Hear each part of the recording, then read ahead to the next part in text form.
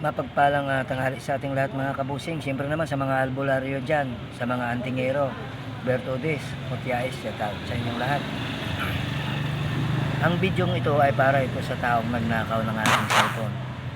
Nagnakaw ng aking account, cellphone, SIM card. Ito gusto ko lang ito iparating sa iyo kung gusto mong malaman. Shout out sa iyo ha. Matagal kitang trinace, matagal kitang pinag-aaralan mula nang ninakaw mo yung cellphone ko. Ang cellphone ko may sentimental value yan para sa akin. Mahigit na 10 taon kong ginagamit yan. Yan pa ang ninakaw mo sa akin. Binantayan mo ako makatulog at ninakaw. Pero hindi mo alam yung ninakawan mo kung sino. Alam mo, gusto kong gawin sa'yo to eh. Kaso lang hindi ko magawa-gawa eh. Kasi gusto ko lang talaga mabawi ang cellphone sa'yo, JR. Na ginagamit mo yung number ko sa JNT. Ang JNT, binigyan ako ng pangalan mo at apelyido. Ngayon na-search kita sa Facebook, nakita ko na yung litrato mo, nakita ko na andito ng picture mo sa akin. Sabihin ko sa'yo, pag ginawa ko sa'yo to JR, ha? Dalawang orasyon lang to, dalawang Latin. Ha? Tingnan ko lang, maniwala ka sa akin. Dalawang kandila ka lang sa akin sa pulka, maniwala ka sa akin JR, huwag mo ko subukan. Kaya pakiusap ko sa iyo, kung ayaw mo masubukan ang bagsit ng mga ganong klaseng mga tao na katulad ko, ibalik mo yung cellphone ko sa personal. Kasi kahit anong gawin mo JR, hindi mo ko kaya. Hindi mo ko kaya, huwag mo akong subukan. Baka kayo mga luko-luko dyan sa Dilpan, kung minsan na nakipag-away-away dyan ng mga grupo-grupo, huwag mo akong subukan, mag grupo-grupo kayo. Hindi lahat ng mga tao na inyong ginagawa ng ganyan ay kaya nyo, ha? Yan, shout out ko yan sa inyo mga magnanakaw ha. Darating ang araw ng mga araw nyo.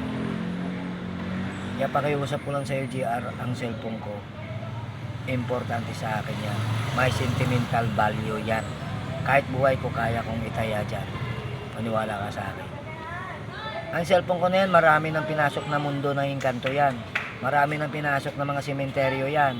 Tapos ngayon yan pa ang ninakaw mo sa akin. Ako pa talaga ang ninakawan mo. O diba? Ako kung gusto ko ngayon paliparin espiritu mo, gagawin ko sa iyo. Totoo, sabihin ko sa iyo. Kahit saan ka magtago ngayon, kahit saan ka pumunta, kahit umuwi ka pa ng probinsya mo, palalabasin ko uod sa tinga at ilong mo. Gusto mo yan? Kaya ko na ko sa iyo, JR, hanggat hindi ka pa magtiis, hindi ka magsisi, balik mo na sa akin. Yun ang pakiusap ko sa iyo. Mabait akong tao, wag mo akong subukan. Kasi kung gusto mo lang naman ng katarantaduhan, magpakita ka sa akin, magsabayan na tayong dalawa. Tingnan natin kung sino tatablan sa atin.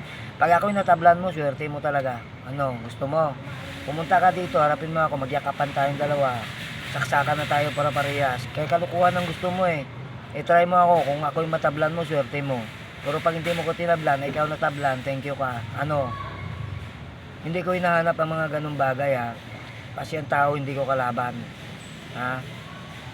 Kasi kami yung mga warriors of God kami.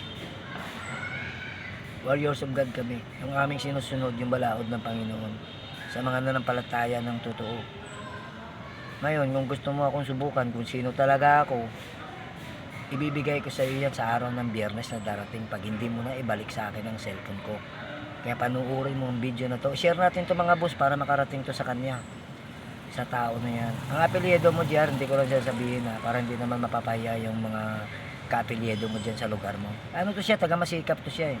Masikap, Wagas, corner ng Matiisin. Kasi tatlo-tatlo ang cellphone na sa kanya, naka-trace araw-araw mga kabusing. Ito yung mga kabusing.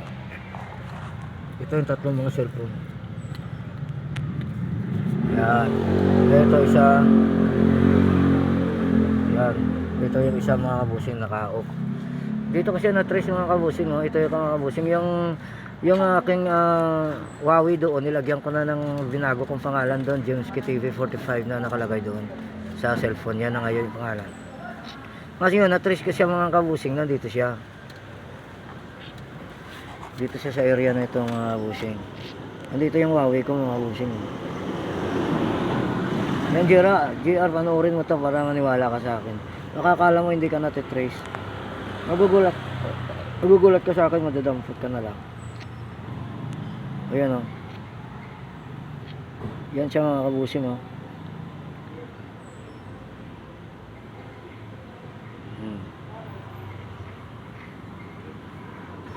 Ito mga boss, ito mga kabusing lakandula to eh. Lalaki. Ito mga kabusing yung wagas. Ito yung waga, wagas Saragosa. Dito siya mga kabusing sa may Masikap. Yan siya mga kabusing. Malapit lang siya sa wagas mga kabusing. Mas malayo siya sa Lalaki. Malapit siya sa wagas, malayo siya sa Lalaki. Sa bantang 30% siya bago mga abot yung lugar. Ayan JR, nakakita ko sa iyo. Nakatrace ka dito. Nakatrace ka rin sa cellphone na gamit ko. Nakatrace ka rin sa cellphone na naka-off na yan. Lahat yan. Kaya ngayon, alam mo na, kahit ang cellphone ko na yan, kung gusto ko i-reset yan, marireset ko dito yan. Kasi dito mga kabusing, nakakita ko sa inyo. Ang cellphone na yan JR, kaya kong i-reset yan. Sabihin ko lang sa iyo ang totoo. Hindi mo magagamit yan. Pero hindi ko ginagawa kasi gusto ko mabawi yan. Kaya nga ba siya, Huawei. Yan. Ganyan. Huawei P-Lite 30. Ito yung setting niya kung gusto mo siya i-reset mga kabusing. Ayan. Reset yan. Re-reset yung cellphone niya doon. Ito yung IMEI ng aking cellphone mga kabusing. Huawei P-Lite 30. Yan yung ninaka niya.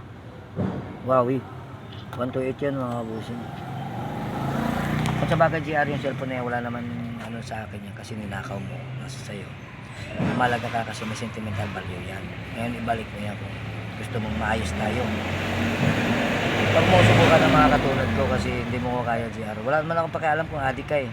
Subukan mo pagka-addict mo sa akin kung talagang may kakasabay ang pagka-addict mo sa akin. Araw-araw kitang tinitrace, araw-araw kitang binabantayan. Hindi pwedeng hindi ko mabawi sa iyo. Gagawa kong paraan, mababawi ka. Mababawi ko. Maniwala ka sa akin. Kahit gumastos pa ako, GR. Hindi makaubos sa akin ng 50 milyon. Mahuhuli ka. Maniwala ka sa akin. Ang iyaw, ako pa talaga. Bentayan mo na talaga akong tulog. Ano to, mga adik-adik to eh. Mga tao na to eh. Yan lang pakiusap ko sa iyo, GR. Kasi pag hindi mo talaga binalik sa akin yan, pagdating ng Biyernes na to, ngayon ay Martes, pagdating ng Biyernes, Martes kasi ngayon, pagdating ng Biyernes GR, sisimulan ko ang perwisyo na gagawin ko sa iyo. Sa perwisyo na ibinigay mo rin sa akin. Subukan natin. Ang perwisyo mo na kaya ko.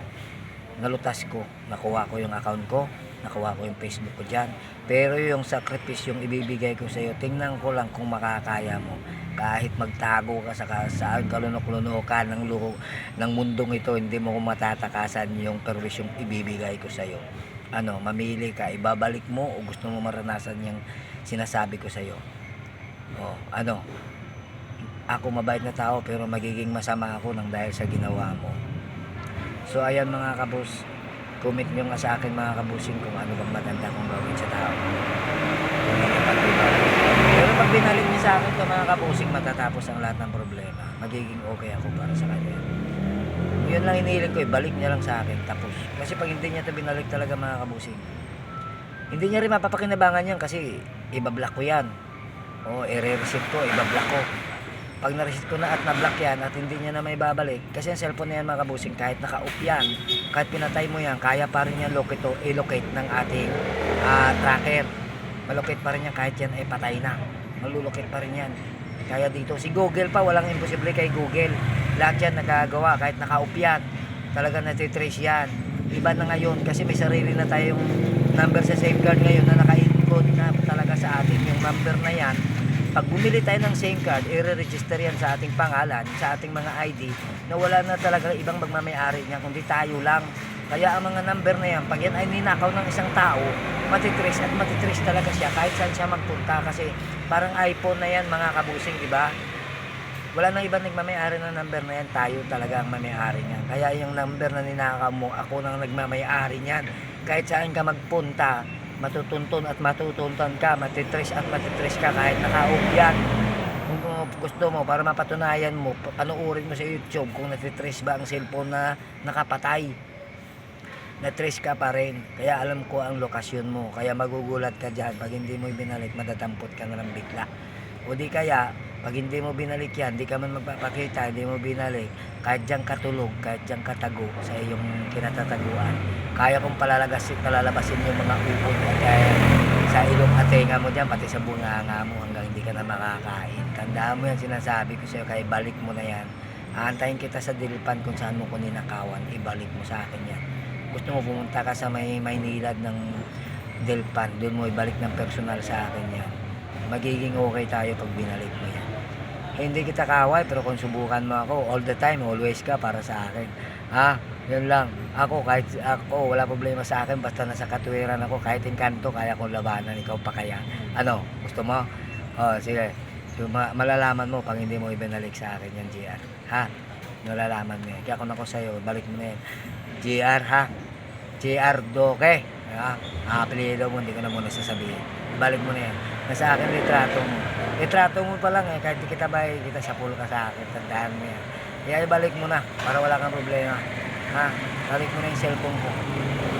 O, ayan lang. Maraming salamat sa lahat ng mga kasamaan nating mga mga vlogger dyan at sa mga nagsusuporta sa atin. Dapat ito sa mga magnanakaw na to, ibigyan ng leksyon sa kanilang mga sarili. Kasi akala nila nito, pag nakanakaw sila, masaya sila, tuwang-tuwa sila Oo, totoo lang, mga magnanakaw niya, tuwang-tuwa yan, pag nakanakaw talaga sila. Kasi hindi sila nahuli, pero pag nahuli yan, nako, lahat gagawin yan, mapapatawad mo lang talaga. Ganun yung mga magnanakaw. Dapat may mga leksyon yan, mga ganong klaseng tao. Kasi perwisyo lang talaga yan sa mundo. Mga tao na yan, perwisyo yan. Hindi na magbabago yung mga ganun. Lalaki tatanda na lang yung ganun na yan sila. Yan yung kinalakihan nila ganun lang yung mga boss. Kaya shout out sa'yo, JR Doke ha. Hindi ko lang sabihin sa'yo apelyido mo. Para wala namang mapapaya sa iyong mga pamilya. Balik mo na lang sa akin cellphone ko.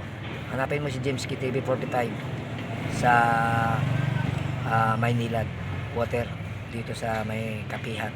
Balik mo cellphone ko. Kung wala ako dyan, bigay mo sa nagtitinda ng kape.